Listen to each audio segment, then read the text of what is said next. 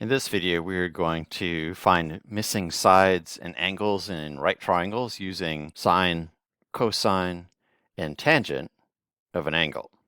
Now, the sine of an angle is the opposite leg over the hypotenuse. The cosine of an angle is the adjacent leg over the hypotenuse. And the tangent of an angle is the opposite leg over the adjacent leg. To find which side is the adjacent, opposite, and hypotenuse, we need to know which angle we are looking from. So for instance here, our angle theta is this angle. Now the hypotenuse is always across from the right angle, and the opposite leg is the leg that's on the opposite side of the triangle, and the adjacent leg is the leg that's next to that angle. To help us remember which fraction is which, a lot of people like to use SOHCAHTOA. Just make sure you're spelling it correctly. It reminds us that the sine is the opposite over the hypotenuse, the cosine is the adjacent over the hypotenuse, and tangent is the opposite over the adjacent. Here we have a missing side in a right triangle. We're going to use this angle down here, the 47-degree angle. So the hypotenuse is always the hypotenuse. It's across from the right angle. And this leg here that we're interested in is the adjacent leg, because it's right next to that angle. In this case, we're going to use cosine, because that's the one that has adjacent over hypotenuse. So the cosine of our angle, which is 47 degrees, equals the adjacent leg over the hypotenuse. To solve for a, we need to get a by itself. So let's multiply both sides by 27. All right, 27 divided by 27 equals 1. Those cancel out, leaving us with a all by itself. And now we actually just need to figure out what 27 times the cosine of 47 degrees is. Now the cosine of 47 degrees is actually a decimal number. So we're going to use a scientific calculator. I'm going to be using the Desmos.com scientific calculator. You might have another favorite scientific calculator that you'd like to use. Just make sure it's in degrees mode. There's actually more than one way to measure angles. And for today's problems, we'll be using degrees. So make sure your calculator is in degrees mode. All right, so I want 27 times, now here's my cosine button. Notice my calculator is in degrees mode. It also has radians mode, but we don't want that. We want degrees mode. So I want the cosine of 47. And so 27 times the cosine of 47 degrees is about 18.41. And we just found the length of this missing side of this right triangle. This time our missing side is the hypotenuse. And the other side that we are going to be using is the opposite leg. So we'll be using sine this time because sine is opposite over hypotenuse. So we have the sine of our angle is equal to the opposite leg over the hypotenuse. Now the math works out a little bit different on this one because our missing side is in the denominator. I don't want it in the denominator, so let's go ahead and multiply both sides by a to get a out of the denominator. So now we have a divided by a equals 1, so those cancel out. And now a is no longer in the denominator, but we're still multiplying a by the sine of 25 degrees. We want to undo that, so let's divide both sides by the sine of 25 degrees.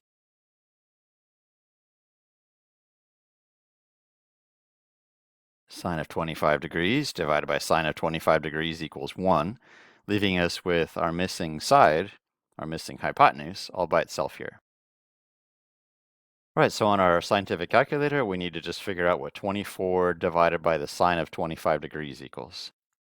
So I have 24 divided by the sine of 25 degrees. It equals 56.79. And we found the length of our missing hypotenuse. Here the 13 is the opposite leg. And the side we're trying to figure out is the adjacent leg. See, opposite and adjacent, we're going to be using tangent to figure out our missing side. So the tangent of our angle equals the opposite leg divided by the adjacent leg. Once again, our variable is in the denominator. So to get it out of there, let's multiply both sides by that variable. B's cancel out on the right, and now the b is in the numerator. All right, to get b by itself, we will divide both sides by the tangent of 58 degrees. And to figure out our missing leg, on our calculator, we need to do 13 divided by the tangent of 58 degrees. All right, so I have 13 divided by the tangent of 58 degrees. That's equal to about 8.12. Now we can also use sine, cosine, and tangent to find missing angles. To do that, we use the inverse of the sine, cosine, or tangent. So for instance, if we're looking for a missing opposite leg or hypotenuse, we use the sine of an angle. But if we're missing the angle, we use the inverse of the sine. Let's see how that works. Okay, in this problem, we have a right triangle, and we know the hypotenuse and the length of the opposite leg. And we are trying to find the missing angle. Let's go ahead and call that t. Okay, with opposite and hypotenuse, we're going to be using sine. So we have the sine of angle t, or the sine of t degrees, equals the opposite leg divided by the hypotenuse. Now we could work out this math and get a decimal for this number, but we can also leave it just like this.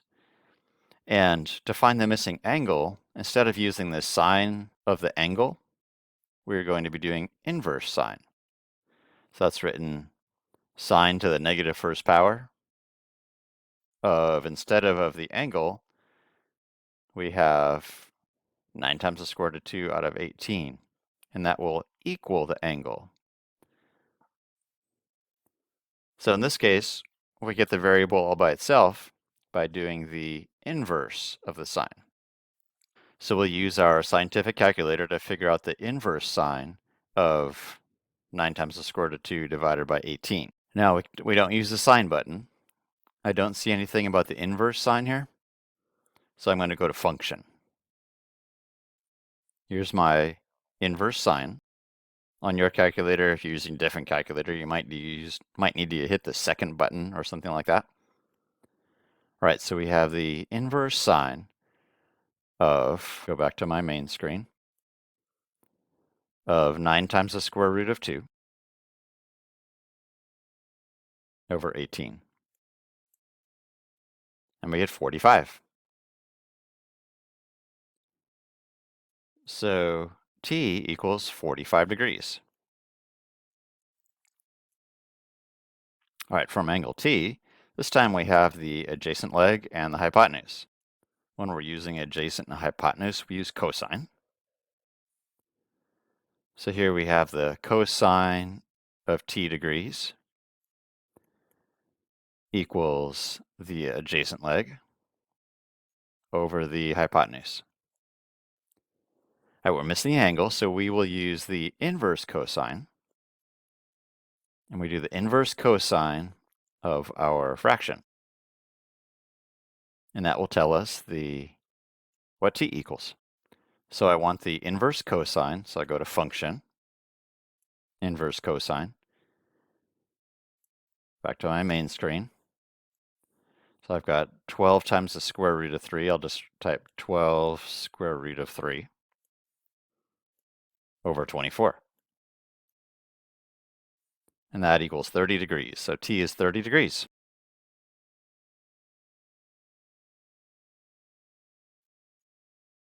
Right, from our angle, we have the opposite leg and the adjacent leg this time.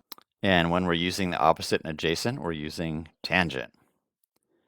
So we have the tangent of t degrees, that equals 17 times the square root of 3 over 51. We're missing the angle this time, so we'll use inverse tangent of the fraction, and that will give us our missing angle. I'm going to go to function and get the inverse tangent of our fraction, so 17 times the square root of 3 all over 51. And that equals 30 degrees again. So t equals 30 degrees. Let's take a look at a few word problems related to sine, cosine, and tangent. A wire is secured near the top of a tower. The wire meets the ground at an angle of 24 degrees. All right, so we have a tower, and we have a wire that goes from the top of the tower down to the ground. So notice we have a right triangle. The tower makes a right angle with the ground. The wire meets the ground at an angle of 24 degrees. They tell us that the height of the tower is 42 feet. And we're wondering how long the wire is. Okay, this time we're missing a side, so we're going to not be doing the inverse. We're going to just be using sine, cosine, or tangent. All right, from this angle here, we know the opposite leg, and we're looking for the hypotenuse. So for opposite and hypotenuse, that's going to be sine. So we have the sine of 24 degrees equals opposite over hypotenuse. All right, our x is in the denominator. So let's multiply both sides of the equation by x so that we can cancel out that x in the denominator. We don't like it there. And now let's get x by itself by dividing by the sine of 24 degrees. So we'll divide 42 by the sine of 24 degrees. All right, we'll go to our calculator. Okay, so we have 42 divided by the sine of 24 degrees. Notice I'm still in degrees mode. And we get 103.26. So the wire needs to be 103.26 feet long. Now this time a man is standing 49 meters from the bottom of a flagpole.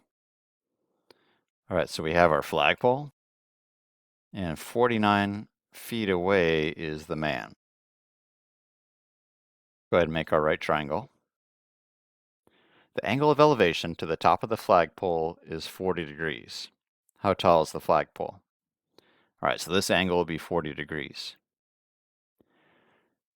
Now, sometimes in a problem like this, we worry about how far off the ground the man's eyes are. But in this case, we don't have any information about that, so we're assuming they're not talking about that. Okay, now we're trying to figure out how tall the flagpole is.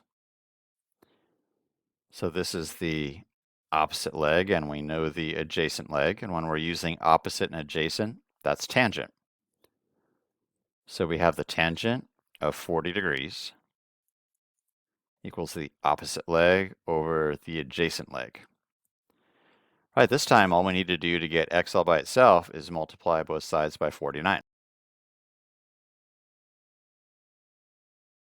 Let's go to our calculator to figure out 49 times the tangent of 40 degrees.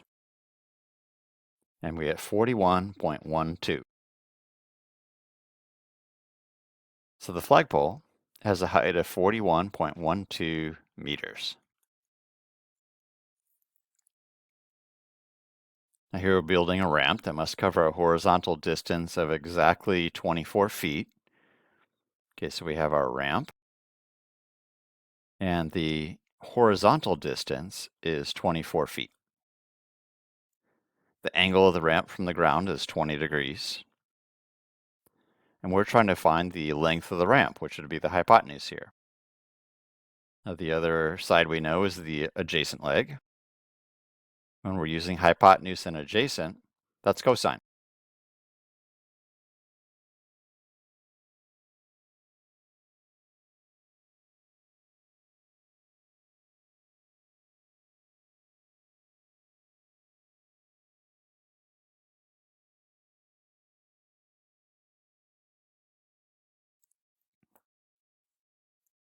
So 24 divided by the cosine of 20 degrees. And we get 25.54. And that's the length of the ramp, which is measured in feet. So the length of the ramp is 25.54 feet. Now here a ladder leans against the wall of a building. The ladder measures 10 feet and forms an angle of 75 degrees with the ground. We know it's a 10-foot ladder, and it makes a 75-degree angle with the ground. Now, two questions. How far from the ground is the top of the ladder? So that will be x. And how far from the wall is the base of the ladder? That will be y. All right, let's start with x. So from the 75 degrees, that's the opposite leg. And we know the hypotenuse. So we use sine when we have opposite and hypotenuse.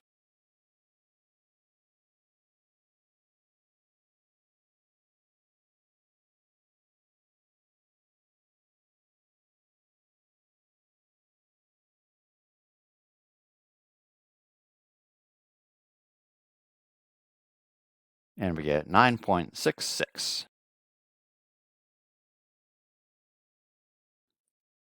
That tells us how far from the ground the top of the ladder is, which is measured in feet.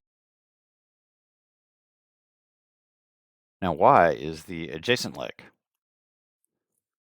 So we'll be using cosine of 75 degrees because that equals the adjacent leg over the hypotenuse.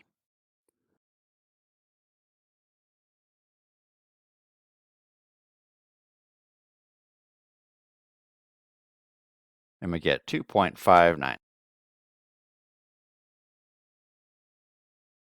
That's how far from the wall the base of the ladder is, and that's measured in feet. I hope these examples have been helpful. This is Mr. Ela signing off.